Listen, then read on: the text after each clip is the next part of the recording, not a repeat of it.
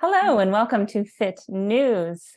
I am your host, Jen Shaver, and I want to welcome back my guest from episode 12 of the Fit News podcast, Candace Jacks. She's back for more. So after working in marketing positions in corporate America for several years, Candace spent 14 years managing a healthcare practice. After struggling with certain aspects of her own health, she found her new purpose in health and wellness coaching. And now, as a certified sleep, stress management, and recovery coach, she's passionate to share her knowledge about the universal healthcare provider, sleep. No matter the ailment, sleep can help. Reminding her clients that we cannot pour from an empty cup, she educates with compassion, enthusiasm, and the belief that we all deserve to live long, happy, and fulfilling lives. Candace is also a certified sleep science coach, certified holistic nutrition and weight loss coach, and certified group fitness instructor. Candace, I'm so excited to have you back for more sleep talk because sleep is so important. I am telling you, I have a few non-negotiables, right?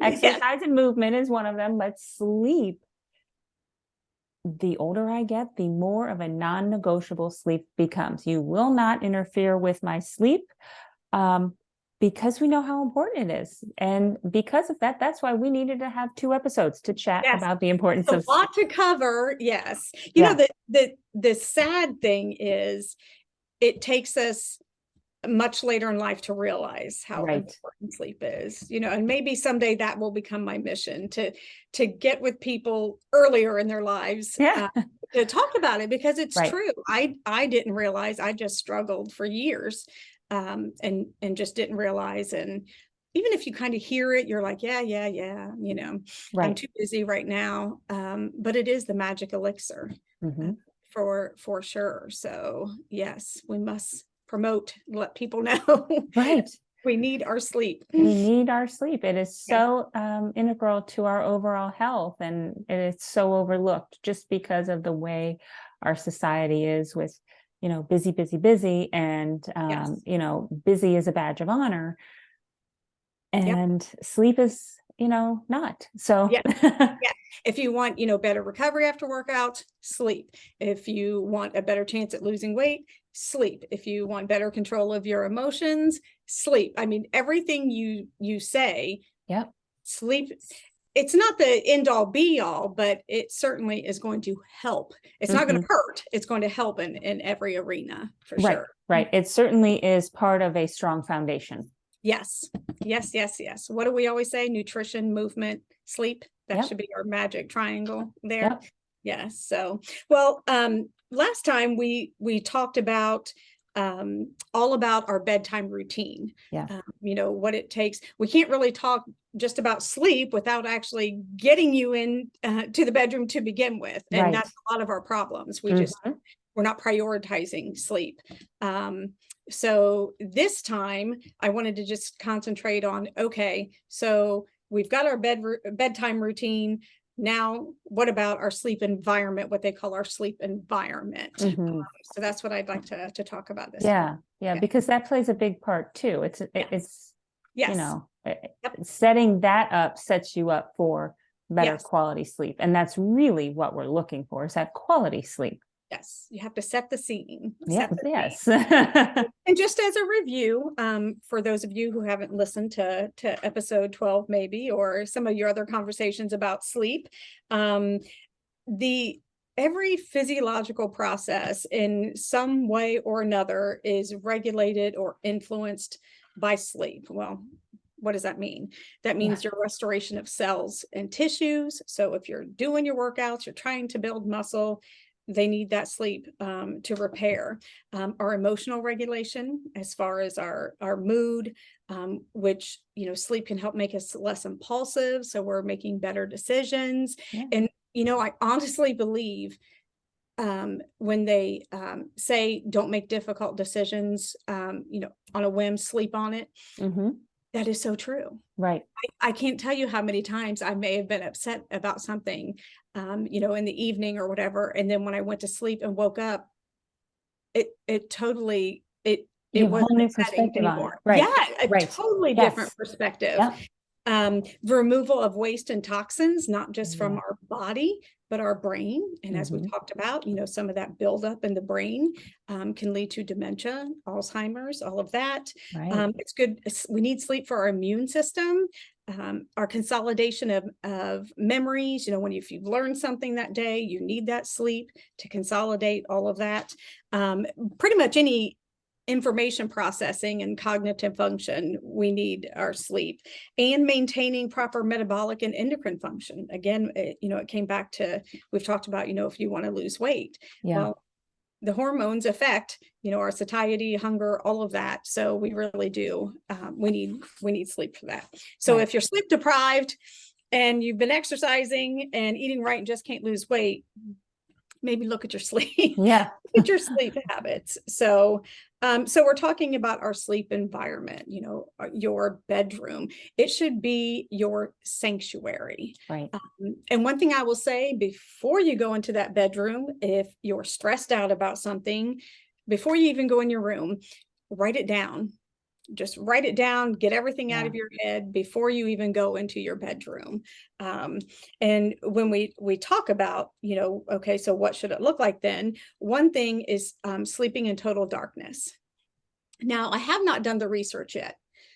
I would like to know at what point, obviously, a lot of little ones sleep with a nightlight on. Right.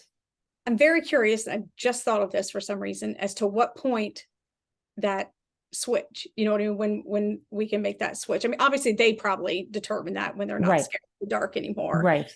But I think it's interesting that when we're little, we need a nightlight, but when we're old, every bit of light we should block.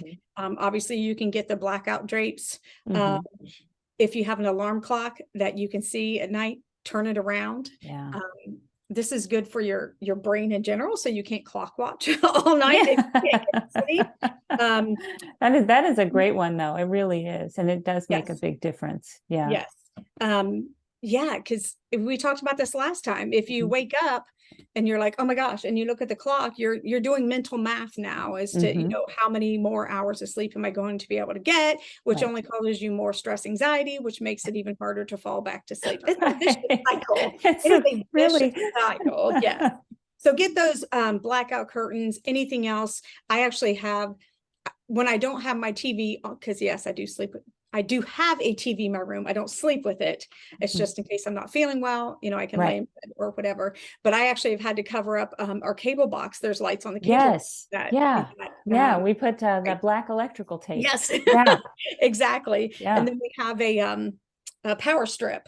And it lights up the whole corner of the room if we don't cover it. So when I say all light, we mean all light. Yeah. May even consider a sleep mask. If for some reason there's just light you can't get out of your room, get a sleep mask. Right. So you get no light. And it's funny, I didn't think light bothered me until I actually tried sleeping with no light in my room. Yeah. Funny. Because I thought, no, I need some light. No, you don't. No, you're good. Yeah. And if you can't get up and manage to get to the restroom or something without some kind of light, then keep a little flashlight or something. Oh, that's great. Yeah. Next to your bed so that you don't have to turn on any lights. Right. Because again, light, alerts the brain that it's time to wake up. So So, and it starts that cycle, which, in the middle of the night, we don't want to start that. We don't want that. Yeah. No, you want to be able to lay down and go back to sleep. Of the masks, I did see, because I know some ladies, wear the eyelashes, right? And they're like, I've heard people complain. They do have special masks. Now, I don't wear the eyelashes, but they do have special masks on Amazon. That won't affect if you wear eyelash extensions or whatever. So there you go. So there's no excuse, ladies. Okay. I just learned something new today. Thought we should share that. Yes. I side note, I did wear them for a while. Absolutely. They're gorgeous. Yeah. But I'm an eye scratcher. I rub my eyes and I couldn't do it. I couldn't do it. But they're beautiful. Yes. So I did try the little magnetic ones too. Since I, work from home, I don't always put, anyway, but that's good to know. I have to add that to my presentation. Yes. So there you go. Just in case. Going back to the TV and the cable box and everything. no TV watching. I can't say no TVs in the room because, I'm a culprit as well. But really consider your bedroom for sleeping and intimacy. That's it. Unless, your wind down routine. Maybe your bedtime routine is watching a show for half an hour or something, whatever. And I've learned so much. I used to have the TV on to fall asleep. Wow. I convinced myself I had to have it on. But it really does. You may fall asleep, but the noise and the light wreck your sleep. It's not quality sleep, as you mentioned earlier.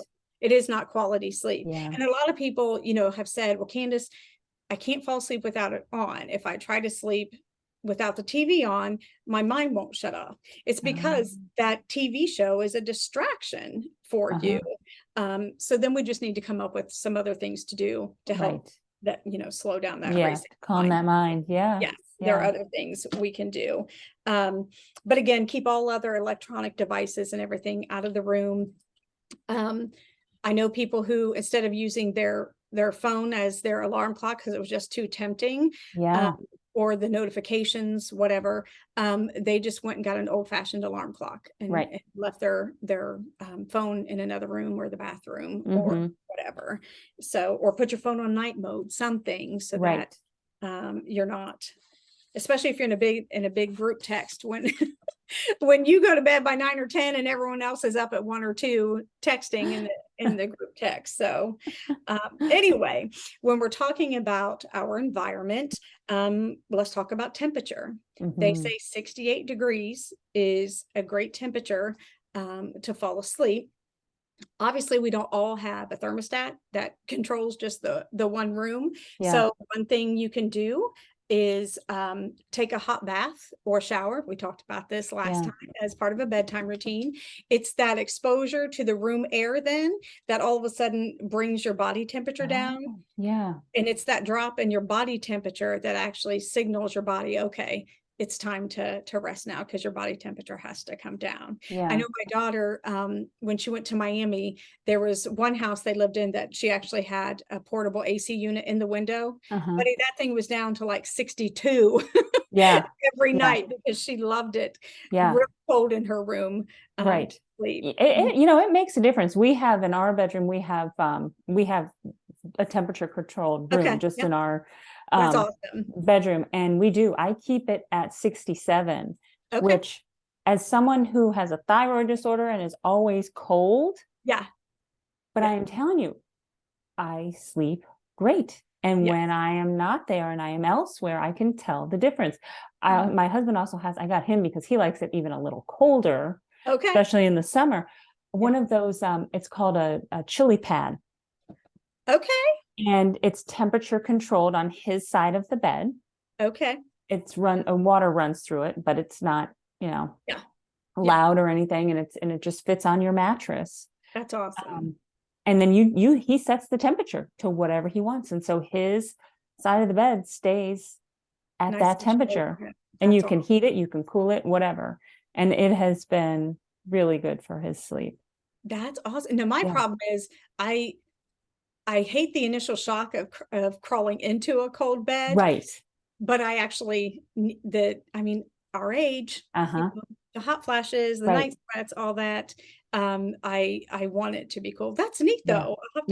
It's called, I think they've since changed the name. When I bought it for him, it was called a chili pad, and now it's called Sleep Me. So I think it's sleepme.com. Okay. I'm writing that down. Interesting. Yeah. Cause, my husband is always cold and he can't stand to have a chilly room or anything. So you can heat it. So that's awesome. Oh, there you go. Even better. He'll have his, I'll have mine. It all works out. And it's funny because often our bedroom is the absolute last thing we concern ourselves with. Like if we're moving into a new house or we're decorating or whatever. It's the last room because we think, well, no one's going to see it, but us. But it's really important because that is, that should be our sanctuary. So along that lines, room color. Room color can come into play. And Travelodge actually did a survey of 2,000 guests as to how room color affects their sleep. What color do you think was the number one color? for calmness? I would say blue. Yep. Pale blue Yeah. in the bedroom was associated with calmness. Now, this one surprised me. Certain shades of pale yellow Oh, were the next color identified. I don't know why I think of yellow as perk me up and happy. Yeah, wake up. Yeah. No, and then Good green. morning. Yeah, exactly. Green was chosen as the third best color for Oh, sleeping. okay. Who knew? Yeah, yellow. That shocked me. That I guess because I would put gray over lemon yellow. Yeah. You know. Yeah, Uh-huh. yeah. Yeah, Not exactly. neon yellow or lemon. Yeah. Now, another important factor to consider is sound. Oh. And some people say, it has to be dead silent. I can't have any noise whatsoever. Again, I was one of those people who needed noise. My husband needed silence when we met, but we have now compromised. We have a fan. We sleep with a fan. So sleeping with noise can mask other sounds that might disturb your sleep. Right. Traffic outside if you live in the city, or maybe a partner who snores or something. When the brain hears that constant background noise, it can tune out all the other sounds that might wake us. And it also, again, with the whole consistency that our brain craves, it also starts to associate that sound with will create a conditioned response. So when it hears the whirring of your fan or whatever, it's just that consistency. It's like, oh, okay, it's time to sleep. That's interesting. Yes. So you can consider a fan, or, some people have noise machine. I sleep with a fan. And sometimes I hate it when I go to hotels, if I forget our little fan, unless they have one of the wall units, the older ones that you could kick on just the fan or whatever. But for my grandnephew, when he stays here, when I watch him, we have a noise machine that we use for him. And again, this creates a wall of defense against any sounds that might wake you. And it keeps other noises that it may hear from engaging your brain. And again, that's part of the problem with TV, is that it engages your brain. Your brain isn't going to sleep. It's too busy listening to that show that's on. And many people have heard of white noise for sleep. That's really the only thing I'd ever heard of till recent years. But there's also pink, blue, and brown noise. Oh, I had no idea. Me either. Who knew? The colors of sound refer to the different frequencies and wavelengths. Just like, light has different wavelengths, and all. Sound does too. Interesting. Right. Yes. And there are obviously certain types of colors, if you will, that promote relaxation and reduce stress. So who knew? And I'm not into the whole light therapy. I can't tell you, or noise therapy. I can't tell you everything about it. But what I've read, it seems like brown is the most helpful when it comes.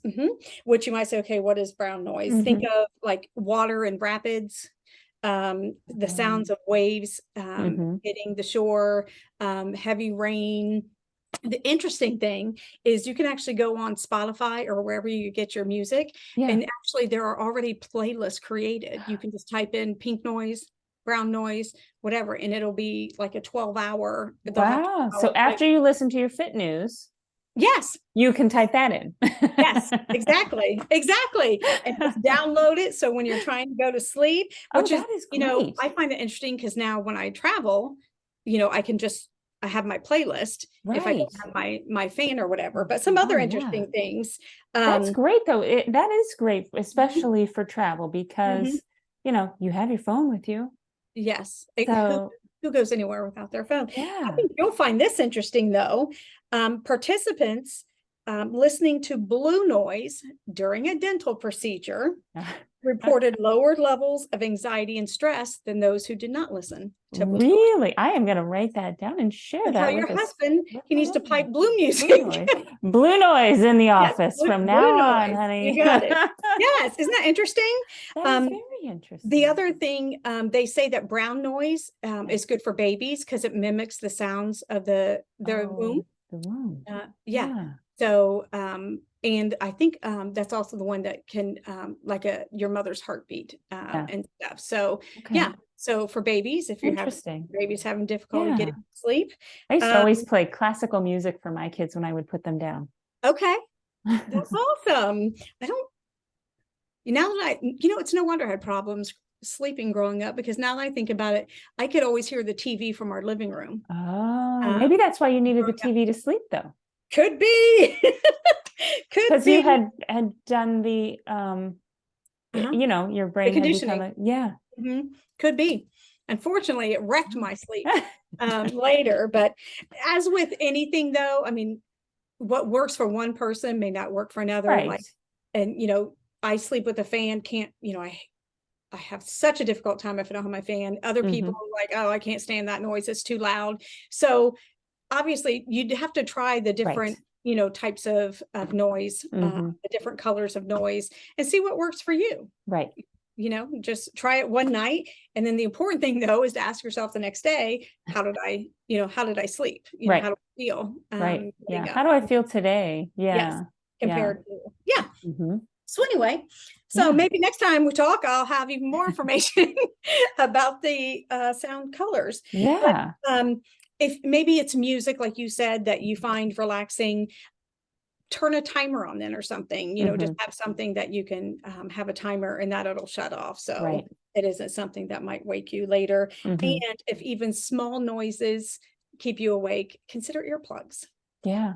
Again, we want it to be, our bedroom to be soothing. And also when you're talking about earplugs, they're not all made the same. So you might even have to try, a few different pair to find ones that are comfortable. Because if they're going to be in your ears all night, you don't want to wake up throbbing ears the next day. So you might have to try a few. So experiment.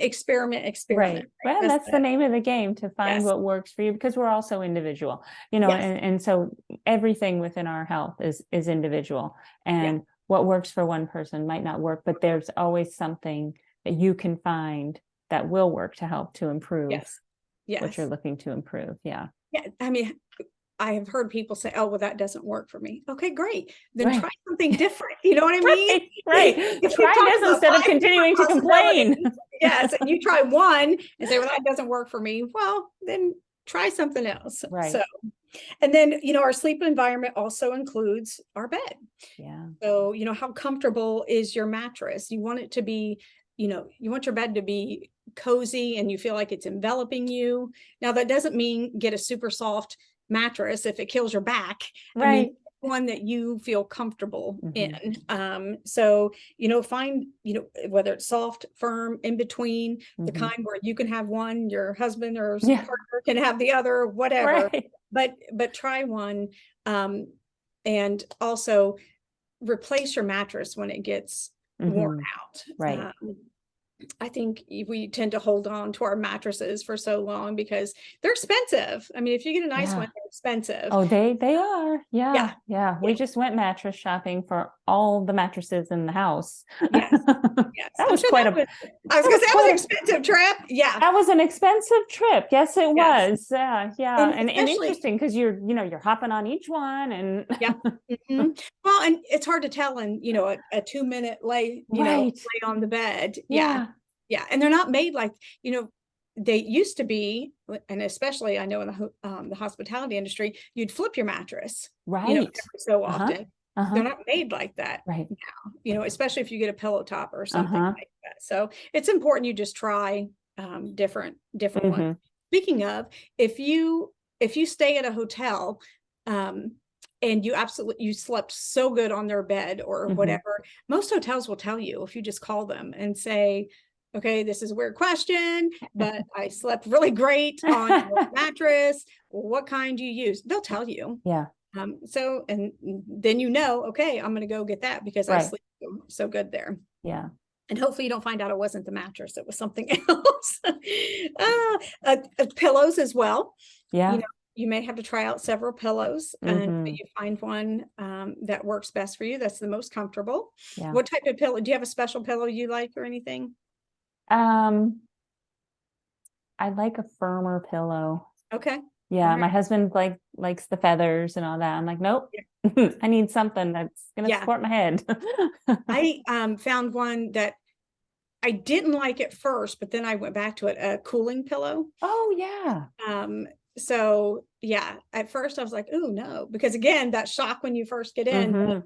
But yeah, again, the important thing is to just try them out until you find one. And that takes a while too. It does. It does. Unfortunately.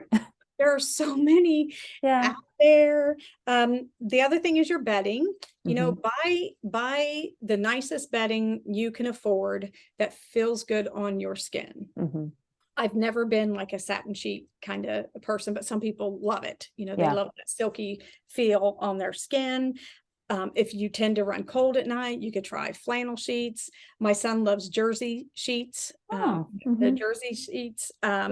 And now they also make sheets that wick away moisture, you know, for us, for those of us who have night sweats, and all that fun stuff. So again, you have to try them out though, to see what you like. But you know, there are so many different places, you know, Home Goods, or so many different places you can go to find what you might consider the more luxurious sheets at a lower price. Right. So just try it out.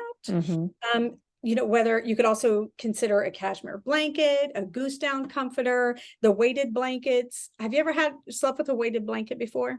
My kids have them, but I have not. Yeah. They like them? They do. Yeah. Okay. Yeah. I've had people that swear by it. I love the goose down comforters, which is kind of a heavier, you know, it's weighted. It's just not as heavy as a weighted blanket. And it doesn't matter how hot I get, I have to have a cover on.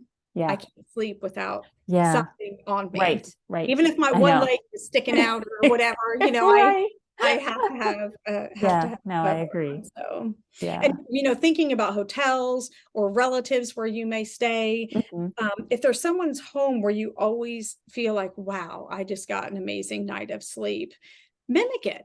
You know, figure it out what it is, you know, about that room or that environment that made you so comfortable, and do that in your own room. Sometimes we need to splurge a little on ourselves, on our bedrooms, because it's so important.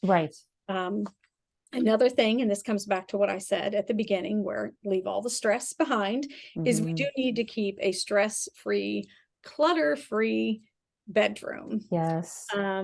You know, our room should not be our dumping ground for items that we don't know where else to put them, which can be hard if you live in a small space, you know, if you don't have that much storage room in your house. But whether we realize it or not, that clutter affects us. You know, when you walk in your bedroom and the first thing you see is that pile of junk that, you know, you still have sitting there, like, oh, that's not exactly a relaxing feeling. So, and a Harvard sleep researcher did a study looking at the sleepiness in rats. They were put into cages that were either dirty or clean. Now, I find this funny that rats can either have a dirty or clean cage. But anyway, all the rats slept.